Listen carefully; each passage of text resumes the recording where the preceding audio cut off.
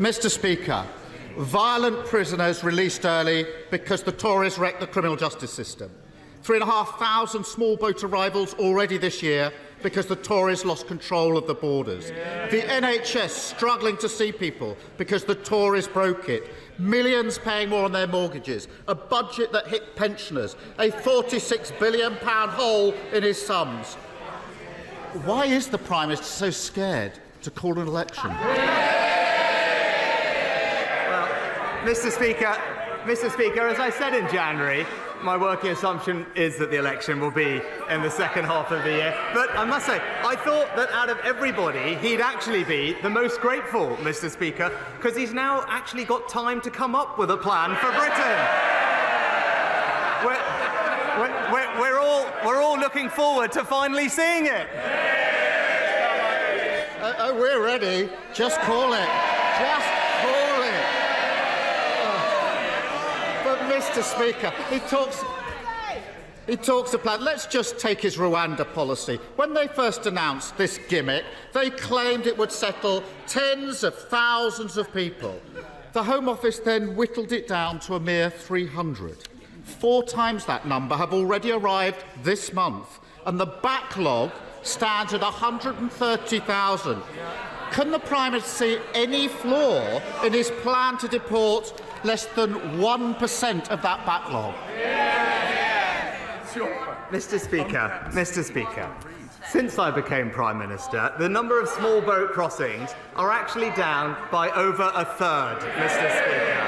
And that's because we've doubled National Crime Agency funding, we've increased the illegal enforcement raids by 70%, we've closed 7,500 bank accounts, deported 24,000 illegal migrants, and processed over 112,000 cases, more than at any point in the last 2 decades, Mr. Speaker. And it's crystal clear, as we're seeing from the Labour Party's opposition in this House, while we're committed to stopping the boats, the Labour Party would keep them coming. The tragedy is, we know the Prime Minister doesn't even believe in the Rwanda gimmick. He tried to stop funding it, but he's now so diminished that his entire focus is stopping his MPs holding the sword of Damocles above his head, perhaps even literally in the case of the Leader of the House. His great hope is to percolate his party with a couple of empty planes, praying they won't notice when the flights stop going, the boat's still coming, and the costs keep mounting. How has he managed to spend £600 million of taxpayer money on a gimmick to deport 300 people? Mr. Speaker, it's crystal clear. Not only does the Labour Party not have a plan to fix this issue, but the truth is they don't actually care about fixing this issue. When he talks about the gangs, when we gave the police new powers to crack down on the people smuggling gangs, he spent months campaigning and voting against it. But thanks to our new laws, 900 criminals have been arrested. 450 have been convicted, serving over 370 years behind bars. If it was up to him, those criminals would still be out on our streets, Mr. Speaker. And the truth is, if he wasn't the Labour leader, he'd still want to be their lawyer.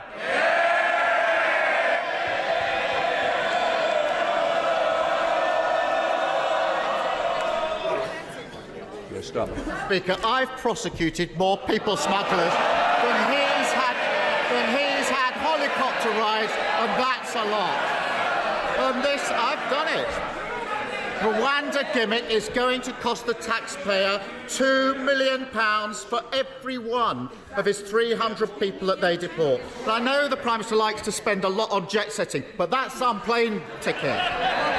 It's the cost of Tory chaos, and it's working people who are paying the price. The man he made his immigration minister let the cat out of the bag when he said the Prime Minister's symbolic flights will not provide a credible deterrent.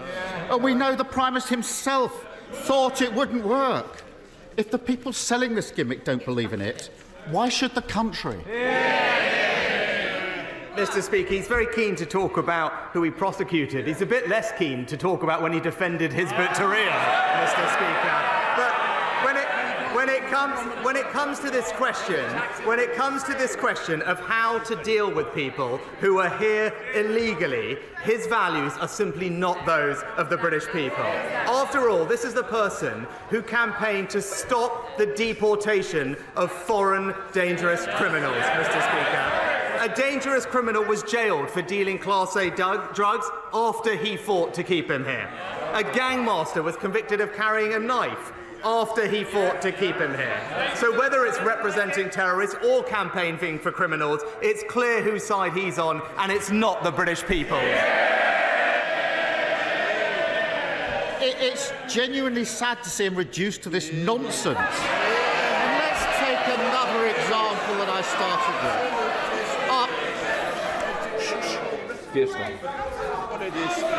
After 14 years of Tory chaos in the prison system, the Justice Secretary is reduced to begging the Prime Minister either to send fewer offenders to prison or to release them even earlier. I must have got sympathy for anyone trying to get an answer out of the Prime Minister. So what's it going to be? Fewer criminals behind bars in the first place, or more released early onto our streets? Which is it? Mr. Speaker, thanks to our record and plan, violent crime has fallen by 50%, Mr. Speaker. We've recruited more police officers, given them more powers, and kept serious offenders in prison for longer. What's his record?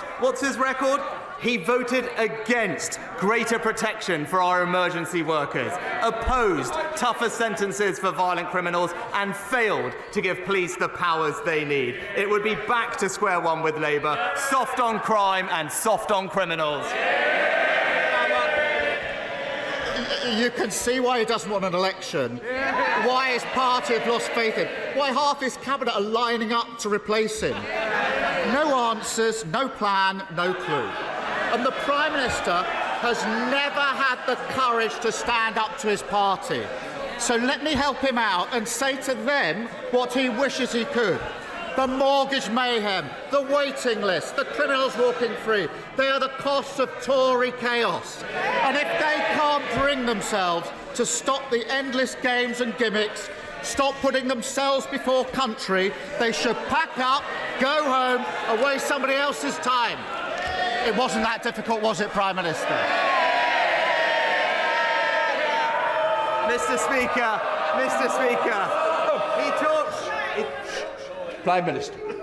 Mr. Speaker, he talks about his ideas, but we're 2 weeks on from the budget. The Shadow Chancellor found time to make a one-hour speech last night, and we still don't know how they're going to pay for their £28 billion black hole. But while he tries to talk down Britain and the progress that we are making, today's news shows that the plan is working. Inflation down, Mr. Speaker. Energy bills down. Wages up, pensions up, and taxes cut by £900. And that is the choice. Higher taxes and back to square one with Labour, or tax cuts and real change with the Conservatives.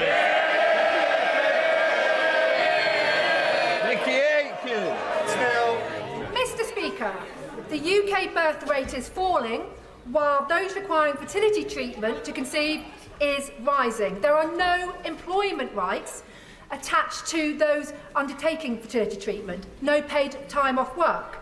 Would the Prime Minister join me in encouraging employers, large and small, across the United Kingdom to sign up to the Fertility Workplace Pledge, which I have launched with Fertility Matters at Work, LGBT Mummies, Fertility Network UK and many others to support those undertaking fertility when they're in work? Well, can I start by thanking my honourable friend for her excellent work campaigning on this issue. And she is right, employers should offer their staff understanding, support and flexibility whilst they're undergoing fertility treatment. And the best way to improve the experience of those undergoing treatment, both women and their partners, is through voluntary approaches. And that's why I would join her encouraging all companies to sign up to the Fertility Workplace Pledge. SNP Leader Stephen Flynn. Mr. Speaker, with his backbenchers looking for a unity candidate to replace him, which of the now numerous born-again Thatcherites on the Labour front bench, does he believe best fits the bill? Well, Mr. Speaker,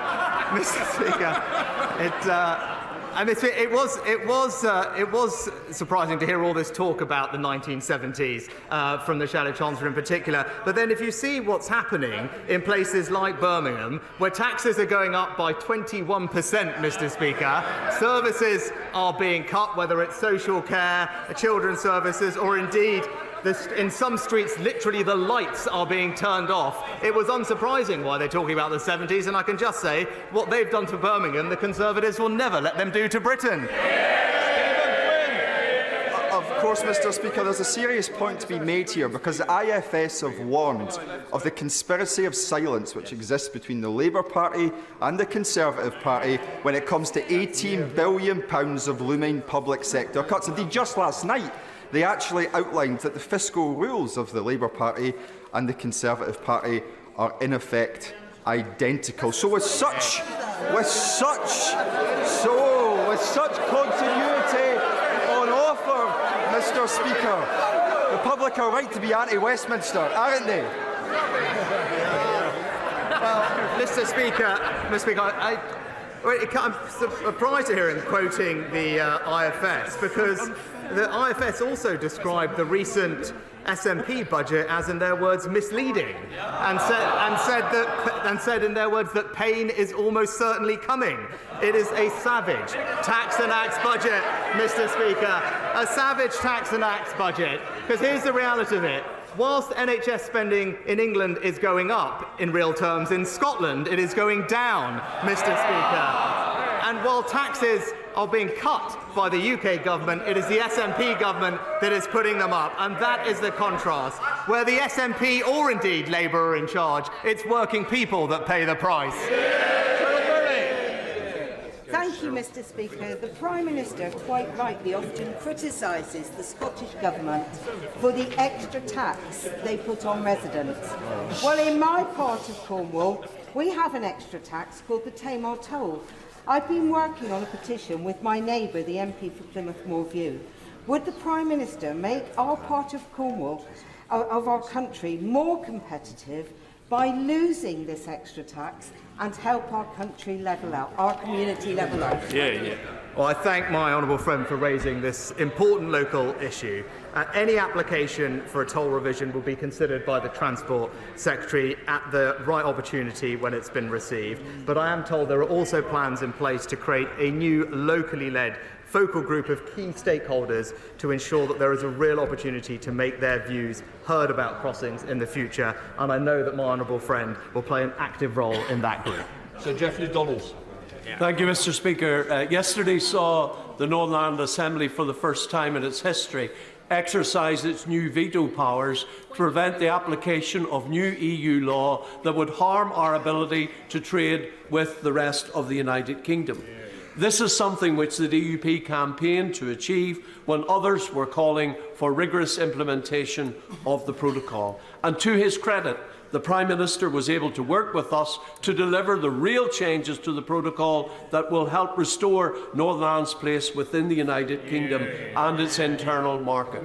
Will the Prime Minister now assure me that the Government will continue to faithfully implement the measures outlined in the command paper safeguarding the Union, including fully restoring our place within the United Kingdom and its internal market and ending the unnecessary checks on goods moving from Great Britain to Northern Ireland?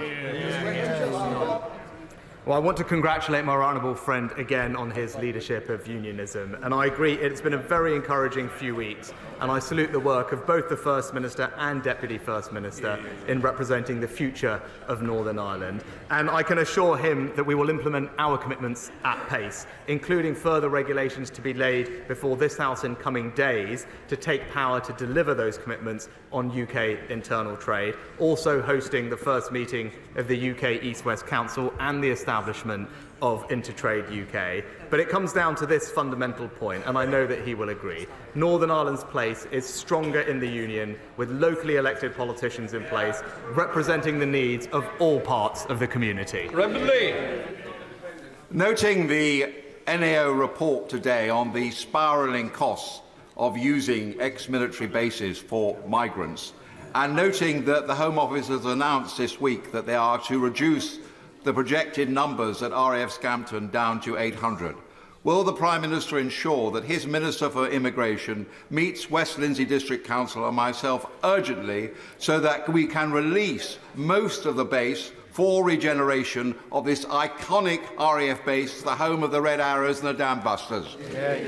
Well, can I pay tribute to the way that my right honourable friend has engaged with the government on this important issue for his local community. As acknowledged, our plan is working to cut the use of asylum hotels, and we will have closed 100 hotels next week, on top of cutting small boat arrivals. But I know he's talking to the Minister for Legal Migration about how best to accommodate a smaller number of asylum seekers safely at RAF Scampton, whilst recognising the Council's ambitious plans for regeneration. And let me tell him, I fully support those discussions, and the government is committed to the site being used for accommodation for the shortest possible time and then released to the benefit of the local community. Mr. Speaker, our NHS is at breaking point. My constituent was told he needed a gallbladder operation after a visit to A&E. He waited in hospital, nil by mouth, all day, no operation. He's then told to stay overnight or risk his place on the list. So he sits in a hot, smelly, windowless waiting room for 8 hours on a plastic chair. Then a gurney comes with no pillow, and that's where he sleeps. And the next day, the nurses say, no operation, there just aren't any beds. His wife told me the Conservatives are running the NHS into the ground. Given his experience, given so many others across the country sharing that experience, how can he say otherwise? I'm very sorry to hear about the Honourable Lady's constituent experience, and I'm sure she'll be raising it with the local NHS Trust as well.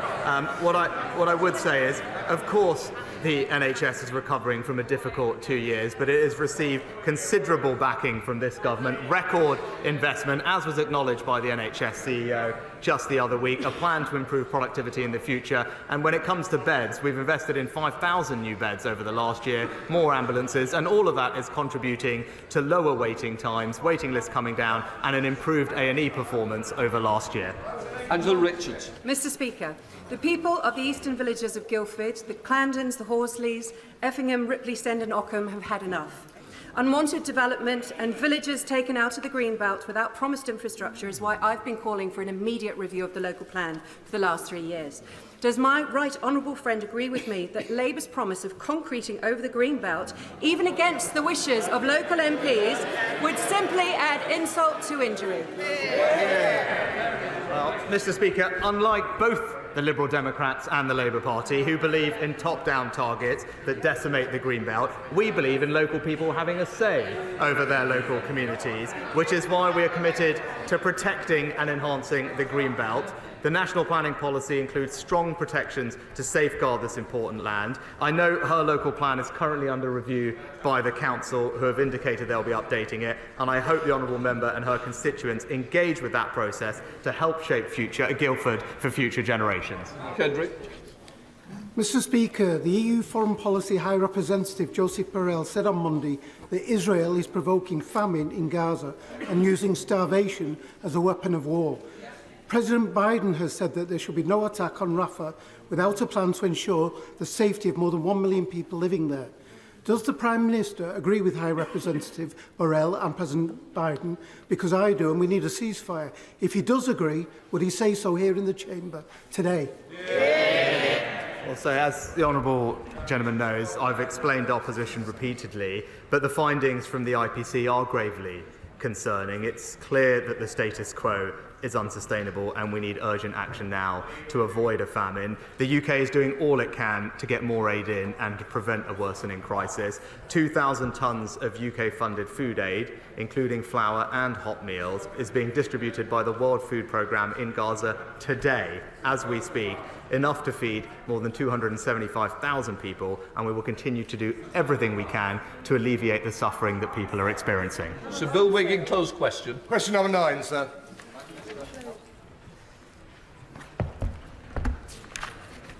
Mr. Speaker, the Department for Education is mounting a significant intervention in Herefordshire's children's services. That includes expert improvement advice, a commissioner with statutory powers to direct the council, and a 2-year improvement partnership with Leeds. And I can assure my honourable friend that the department is closely monitoring the council's progress. Sir Bill Wiggin. I thank my right honourable friend for taking this situation, this terrible situation, so seriously. The Permanent Secretary from the Department of Education visited Hereford recently, and so he will know that the new Conservative Council are trying to mend the damage done by the previous Green and Independent Authority to far too many young people and their families. As a father, does he agree with me that progress is still far too slow? And so will he meet me and discuss what more we can do? Well, like my honourable friend, I am concerned to hear that children in Herefordshire are not receiving the level of service that they should expect. And I know that ministers have revisited the Commissioner's latest report, and while some improvements have been made, I agree with him. It's also very clear that the pace of change is not what it should be. My honourable friend has been right to campaign tirelessly on this. I assure him ministers continue to hold the local authority for account, but of course I will be happy to meet with him to discuss his concerns further. Hamid Yassin. Thank you very much, Mr. Speaker. Bedford Renal unit is closed until further notice, while investigation into the water treatment unit are carried out. This is a major incident for the nearly 100 patients in Bedford, whose lives are now severely disrupted by the need to travel around 50 miles up to 4 times a week to access life-saving kidney dialysis. Will the Prime Minister commit all the necessary resources needed by East and North Hertfordshire renal unit services to urgently fix this major issue? Well, I'm sorry to hear about the specific issue with the renal unit. I think he'll forgive me not being familiar with the exact details, but I'll make sure that we look into it in the department and that the NHS is being provided with all the support that they need to rectify the situation. Sir Liam Fox. Thank you, Mr. Speaker. Tomorrow is World Down Syndrome Day. We have made huge innovative strides in this country with the unanimous passing of the Down Syndrome Act in this House and initiatives such as yours, Mr. Speaker, to provide work placements here in the Palace of Westminster for people with Down syndrome. There is an outstanding issue we have to deal with, however. While the time limit on abortion in the UK is 24 weeks gestation, for Down syndrome, due to an anomaly in the law, it is 40 weeks up to full term, something that many members may not understand. With cross-party support, I will be tabling an amendment to the Criminal Justice Bill to equalise the time limit in line with our disability and equality legislation. Surely we cannot accept in the 21st century that people with Down syndrome are second-class citizens in our country. Will the Prime Minister support the change? Well, I'm grateful to my right honourable friend for his dedicated work in passing the Down Syndrome Act into law. And can I thank him also for highlighting World Down Syndrome Day, where we'll be hosting a reception in number 10 to mark the occasion. As he knows, when the grounds for abortion were amended, Parliament agreed that doctors were best placed to make those difficult decisions with women and their families. And also, as he knows, it's been a long-standing convention that it would be for Parliament to decide whether to make any changes to the law on abortion, and that these issues have always been treated as an individual matter of conscience. Anna Bardell. Thank you very much, Mr. Speaker. Some of my Livingston constituents in Broxburn and Craigshill have the misfortune of living in houses built with RAAC concrete. Many of them can't get insurance, can't get mortgages, and one constituent told me very emotionally he cannot even afford a survey. So will the Prime Minister arrange for his ministers to meet with me to discuss how his government can fund local authority and devolved governments that didn't even exist when these houses were built, and give the support that was promised? We need action now.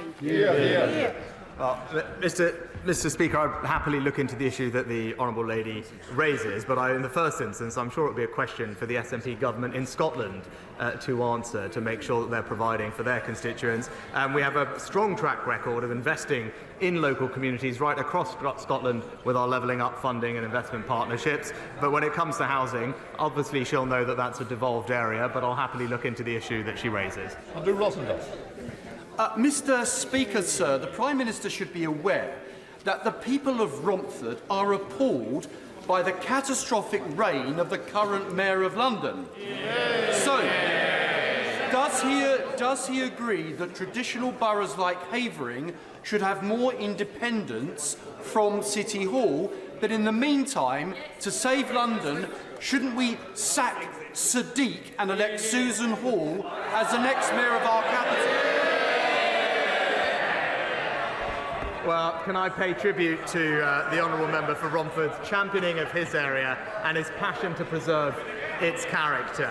Now, as he says, whilst there aren't current plans to redraw the boundaries, I can understand his desire, especially with London being run by the Labour mayor, with nightlife being decimated, crime increasing, and the mayor raising taxes on hard-working people by over 8%. London can certainly, Mr. Speaker, do better, and the only way for pride to be restored in London is with Susan Hall as its new London mayor. Thank you, Mr. Speaker. Last Sunday was the second anniversary of P&O Ferry's illegal sacking of 786 British seafarers. And despite what ministers have said, P&O has faced no sanction, and this government's new code of practice on fire and rehire would not stop it happening again. This Parliament will be the worst on record for living standards, and real wages are still worth less than they were in 2008. So why, after 14 years, has this government failed to deliver a better deal for workers across Britain? Well, Mr. Speaker, in fact, as the Chancellor just recently pointed out, living standards are £1,700 higher in real terms than they were in 2010. And if he wants to do something to protect working people in this country, perhaps he should have a chat with his Shadow Chancellor about her plans to impose £28 billion of tax rises on everyone in our country. Sarah Atherton. Thank you, Mr. Speaker. After decades of a Labour MP, Wrexham was known as Spice Town, but not anymore. In the last 4 years, we've become a city with a £160 million investment zone, £20 million town fund, £23 million share prosperity fund. We're soon to have the largest trading estate in Europe with more jobs than job seekers. We've secured the future of Hightown Barracks, and Hollywood has boosted our football club. Agree with me that it's this Conservative MP and this Conservative government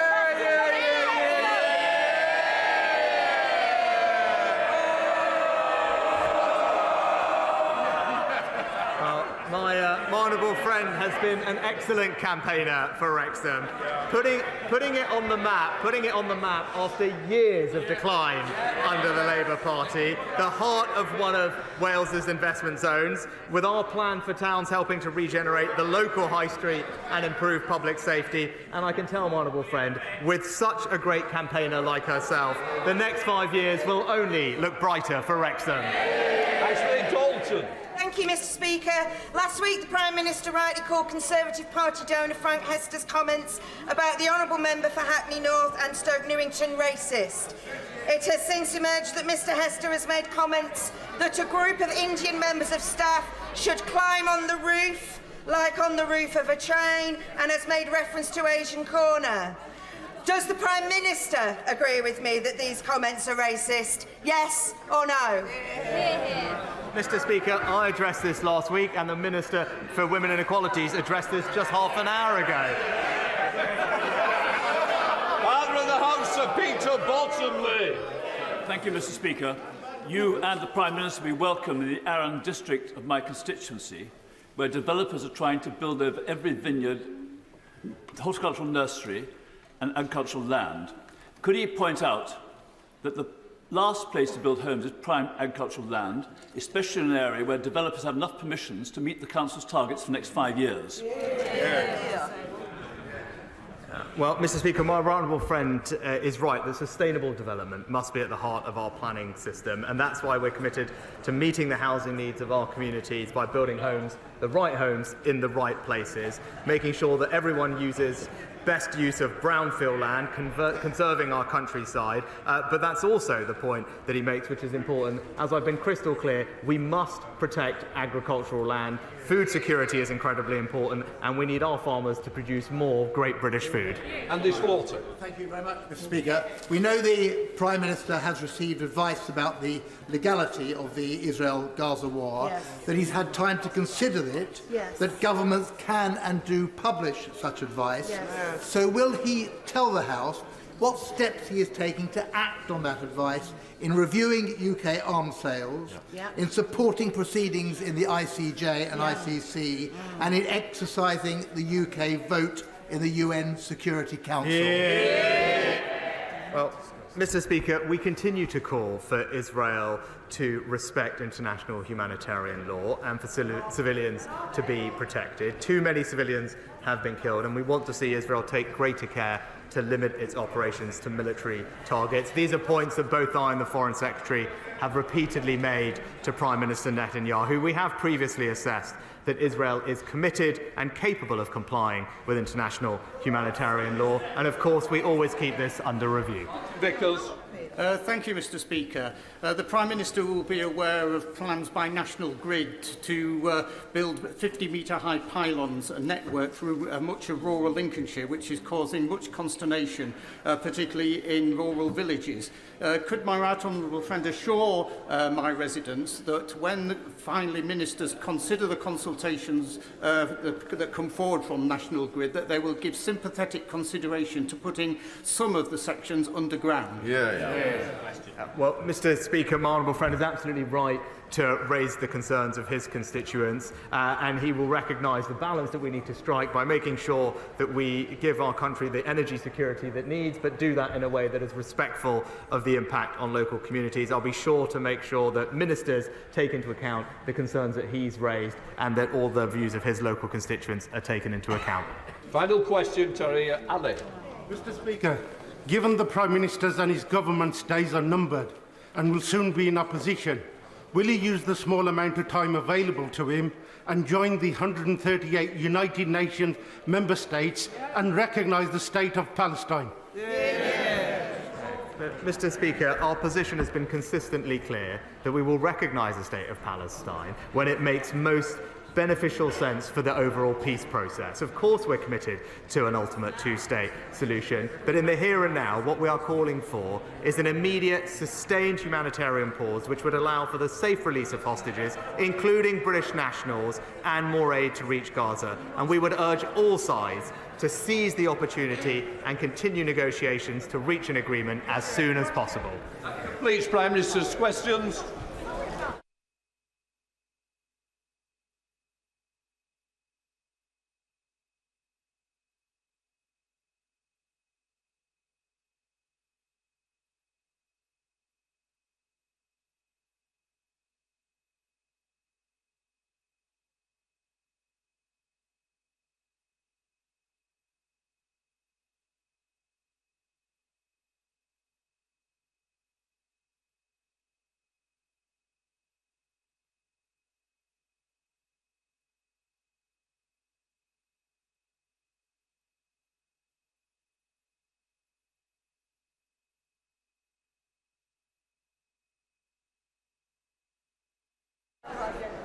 Order. We now come to the urgent question.